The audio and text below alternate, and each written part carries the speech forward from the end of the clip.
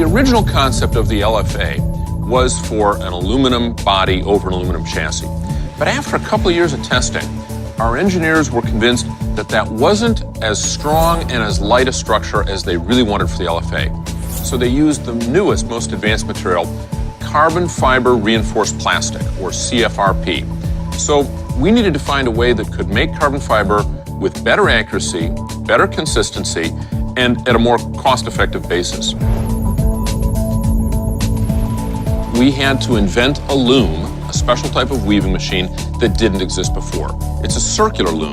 It's about maybe 2 meters across, about 6 feet across. And it is able to weave not a flat piece of fabric, but actually it produces a circular weave that comes out of the end of the loom, and it has just the right thickness, the right number of carbon fiber threads at every point to give us all of the structural properties we need for that part of the LFA.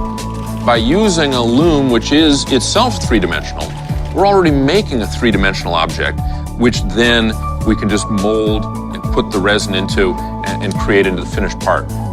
Where this will pay off down the road is in the future cars that will be even stronger and lighter.